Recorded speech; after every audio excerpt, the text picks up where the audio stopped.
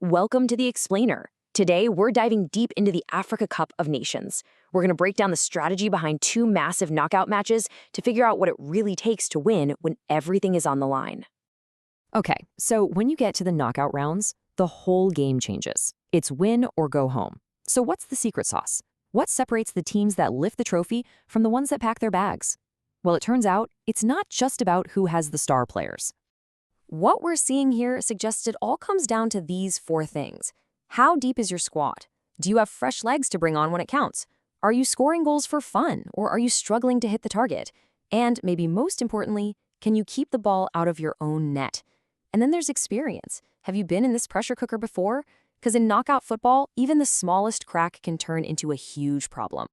All right, let's look at how this all plays out in a real match. Egypt versus Benin. The analysis here points to a fascinating tactical battle. You've got one of the tournament's most solid, organized defenses going up against an attack that's, well, they've been firing blanks. Now this really paints a picture of two teams headed in completely opposite directions. You've got Egypt on one side, described as a defensive fortress. They even rested their key attackers, so those guys are going to have plenty of gas in the tank. But then you look at Benin. They're in a massive goal drought and just aren't creating much of anything. And here it is. This is the stat that tells the whole story for Egypt. They've let in just a single goal in the entire tournament so far. That is the kind of defensive rock you build a championship run on. Now let's flip it around and look at Benin's attack. In their last count 'em, 5 matches, they've only scored once.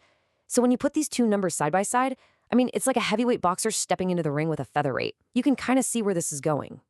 So when you put it all together, the analysis shows Egypt with a huge advantage pretty much everywhere.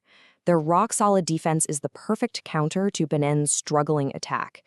You throw in those fresh legs and that big game experience, and the path to victory for Egypt looks pretty clear.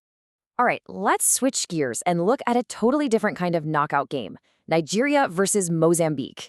Now this one isn't about a defensive lockdown. This is all about a relentless, high-powered attacking machine. And this slide just captures the matchup perfectly. Nigeria cruised through the group stage, scoring more goals than anyone. On the other side, Mozambique, well, their defense is a known problem. In fact, the source material points out a mind-blowing stat. They have conceded a goal in every single AFCON match they have ever played. Wow.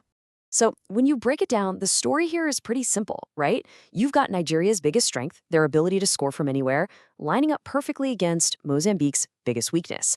Add in the fact they've just got more talent and experience, and yeah, all signs are pointing one way. So we have these really clear mismatches. But how do you take all this analysis and turn it into an actual game plan?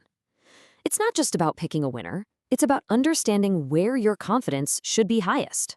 The source material actually organizes all this into a priority list. The main priorities, the things it's most confident about, are pretty straightforward. Wins for Nigeria and Egypt.